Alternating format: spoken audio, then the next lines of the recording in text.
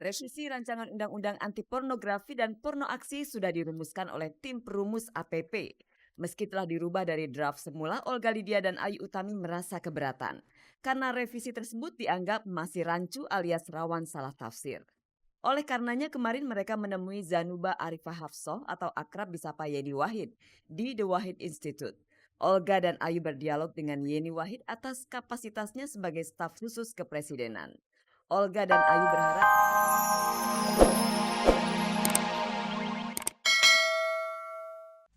Halo pemirsa, selamat pagi dan bagaimana kabar Anda pada pagi hari ini?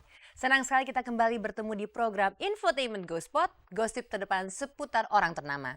Dan seperti biasa, saya Nadia Mulya akan menghadirkan gosip-gosip serta informasi terpilih dari kalangan selebriti khusus untuk Anda. Tidak ada yang ditambahi, tidak ada yang dikurangi, dan tidak ada yang memanas-manasi. Dan pemirsa ikuti juga kuis SMS Gospot di mana Anda bisa mendapatkan 3 juta rupiah untuk 3 orang pemenang. Caranya adalah menjawab pertanyaan di penghujung acara nanti dengan cara mengetik GS spasi jawaban A atau jawaban B dan kirimkan via SMS ke nomor 6288.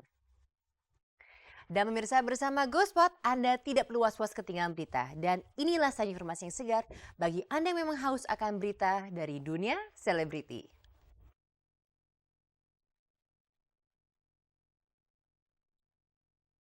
Olga Lydia dan Ayu Utami berdialog dengan Yeni Wahid seputar revisi rancangan undang-undang anti pornografi dan porno aksi. Setelah kemarin meluncurkan kumpulan cerpennya, Dewi Lestari berencana membuat film dan rilis album solo. Sarah Azhari deg-degan menghadapi sidang kedua atas kasus dugaan penganiayaan terhadap wartawan. Dimas Andrean dan Irfan Hakim sama-sama kepincut cewek berjilbab. Pasca melahirkan anak keduanya, Dian Nitami tak mau ambil pusing jika berat badannya melambung.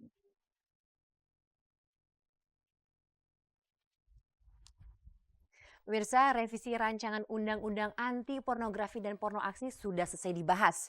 Meski demikian, Olga Lydia dan Ayu Utami merasa bahwa hasil revisi tersebut masih sangat rawan akan kesalahpahaman atau salah tafsir. Akhirnya pemirsa, kedua pelaku seni tersebut pun berdialog dengan Yeni Wahid selaku staf khusus kepresidenan. Nah, mereka juga mengatakan bahwa mereka merasa keberatan dengan beberapa hasil revisi tersebut. Dan rupanya Yeni Wahid pun merasa tidak sreg. Nah, lantas bagaimana kira-kira hasil dialog di antara mereka bertiga?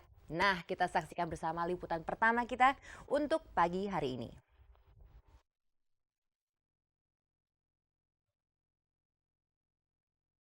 Revisi rancangan undang-undang anti pornografi dan porno aksi sudah dirumuskan oleh tim perumus APP. Meski telah dirubah dari draft semula, Olga Lydia dan Ayu Utami merasa keberatan. Karena revisi tersebut dianggap masih rancu alias rawan salah tafsir. Oleh karenanya kemarin mereka menemui Zanuba Arifah Hafsoh atau akrab disapa Yeni Wahid di The Wahid Institute. Olga dan Ayu berdialog dengan Yeni Wahid atas kapasitasnya sebagai staf khusus kepresidenan. Olga dan Ayu berharap Yeni Wahid meneruskan aspirasi mereka kepada presiden. Saya mewakili pekerja seni. Nah, kita hadir di sini karena kita pengen menyampaikan keprihatinan kita akan adanya RUU APP ini. Dan sekalipun kemarin sempat ada angin-angin baik yaitu revisi, namun dari yang saya baca dari revisi tersebut saya semakin tidak mengerti gitu bagian mana yang tidak direvisi. Kalau saya akan menyampaikan keresahan dan kegelisahan teman-teman ini maupun kegelisahan saya sendiri kepada teman-teman di Pansus. Lalu juga saya akan berdialog dengan Menek APP yang ditugaskan oleh pemerintah untuk mengawal RUU APP ini dari Menek PP yang ditugaskan untuk mengawal RUU ini dari sisi pemerintah. Beberapa perubahan pada revisi RUU APP diantaranya 11 pasal telah dirampingkan serta pendefinisian ulang istilah pornografi dan porno aksi. Meski demikian belum semua fraksi menyetujuinya. Pada dasarnya Olga dan Ayu mendukung pemberantasan pornografi. Namun yang jadi ganjalan bagi mereka adalah mengapa RUU anti pornografi dan porno aksi harus diundangkan. Saya bilang tidak perlu adanya RUU APP yang sedang dirancang sekarang, itu tidak perlu. Tetapi perangkat hukum yang untuk memerangi pornografi itu sudah ada. Tapi ini memang selama ini kenapa tidak dijalankan? Dan memang saya sangat setuju bahwa anak-anak tidak boleh mendapatkan akses terhadap pornografi. RUU APP ini multitafsir. Ada banyak pasal-pasal yang bisa menimbulkan ekses-ekses negatif. Salah satunya disintegrasi bangsa, lalu juga pemasungan hak lalu pengkebirian dari hak dari kelompok perempuan. Ini kan ekses negatif. Polemik seputar RUU APP seolah memanas menjadi silang pendapat antara dua kubu yang pro dan kontra saling unjuk kekuatan. Pemandangan seperti ini tentu amat disayangkan. Seharusnya semua elemen masyarakat dan wakil rakyat saling berdialog mempertimbangkan dampak baik dan buruknya RUU APP tersebut sebelum disahkan. Sekarang aja Majelis Ulama Majelis Ulama mengatakan bahwa pakaian adat yang memperlihatkan aurat itu memang seharusnya dimuseumkan saja. Nah, ini kan sudah sebuah tafsir. Dan apakah ini tafsiran diterima oleh si perancang undang-undang, saya tidak tahu. Tapi artinya ini menimbulkan banyak kemungkinan fitnah. Menurut saya bukan cuma industri hiburan yang gerah ya, tapi rakyat kecil ya, mereka-mereka yang tidak punya akses ke sanitasi, ke air bersih, ke kamar mandi misalnya harus mandi di sungai, apakah kemudian akan ditangkap karena memamerkan aurat? Itu kan jadi pertanyaan juga buat kita. Tim Perumus dan Pansus Anti Pornografi dan Porno Aksi masih terus menggodok RUU tersebut. Untuk itu para wakil rakyat yang mengemban suara rakyat diharapkan membuka telinga lebar-lebar agar putusan yang nanti diambil memajukan bangsa yang majemuk ini. Ini kan prosesnya masih berjalan. Ada teman-teman pansus dari beberapa fraksi yang belum mengajukan di mereka. Jadi kita tunggu saja prosesnya. Tapi saya berharap bahwa kegelisahan ini, saya akan mencoba menyuarakan kegelisahan inilah ke mereka sehingga bisa menjadi bahan masukan.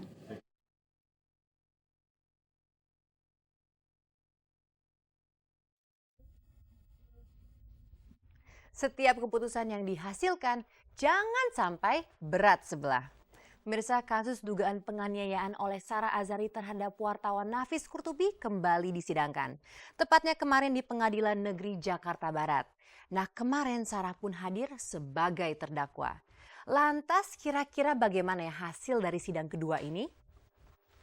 Dan pemirsa, kemarin Dewi Lestari menelurkan kumpulan cerpen-cerpennya. Dan rupanya Dewi mempunyai rencana yang seabrek loh pemirsa. Dia berencana akan buat sebuah film dan berencana juga merilis album terbarunya.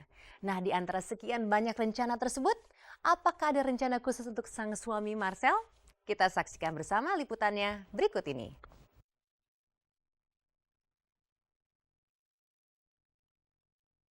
Dewi Lestari dan Marcel Siahaan bisa jadi adalah keluarga selebriti yang menerapkan filosofi simbiosis mutualisme. Kepiawaian di dalam menulis bisa dituangkan dalam bentuk syair lagu untuk dinyanyikan Marcel.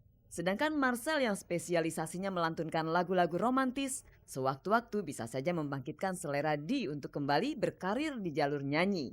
Namun, hal besar yang sedang berada di depan mata Di adalah buku kumpulan cerpen berjudul Filosofi Kopi yang baru kemarin ia luncurkan. Tapi apakah Dewi tidak tergerak lagi untuk merambah dunia tarik suara? Orang pasti kenal saya sebagai penyanyi dulu, tapi kemudian karena saya udah cukup absen lama dari RSD, kira-kira 2,5 tahun, makanya mungkin orang udah melihat kayaknya Dewi ini cuma mau jadi penulis doang gitu. Tapi sebetulnya sih enggak, karena saya juga akan mengeluarkan album solo. Sebetulnya udah keluar, tapi kita belum launching. Judulnya Out of Shell, itu dalam bahasa Inggris semua. Selain mengeluarkan buku dan album solo, Di rencananya akan terlibat dalam sebuah produksi film layar lebar yang ceritanya diambil dari salah satu cerpennya. Wah, bagaimana nasib suami dan si kecil Kinan? Tidak khawatirkah mereka si kecil akan terabaikan? Enggak sih, saya enggak. Dari awal saya juga udah menerima dia apa adanya gitu ya. Jadi enggak ada keinginan yang aneh-aneh untuk merubah dia jadi orang lain gitu. Itu enggak perlu. Dukungannya dengan tidak membuat dia nyaman dengan apa yang dia kerjakan aja itu udah cukup sih menurut saya. Ya, kalau memang saya lagi sibuk banget, dia yang take over, dia yang jagain Kinan. Kalau misalnya saya tapi memang Kinan karena masih nyusuin, jadi dia pasti membutuhkan saya porsinya lebih besar gitu. Kalau misalnya dia lagi sibuk banget, ya saya harus meredam kesibukan saya supaya tetap Kinan ada yang menemani. Jadi semuanya hanya saling kerjasama aja. Saling mendukung dalam segala hal adalah wujud cinta mereka. Seperti halnya Marcel yang sangat menyanjung karya istrinya. Yang pasti cerpen ini menarik karena saya melihat sisi lain dari dia gitu ya. Saya bisa melihat ternyata dia nggak sepenuhnya serius, nggak sepenuhnya scientific gitu. Nah dia juga bisa gila. Memang sebenarnya dia gila, saya tahu. Ya, itu juga salah satu sebab kenapa saya menikahi dia, karena saya juga pengen punya teman yang gila juga. Dan dari cerita itu juga ada beberapa cerita-cerita favorit saya, antara lain Budabar. Keren banget. Sukses ya, sukses.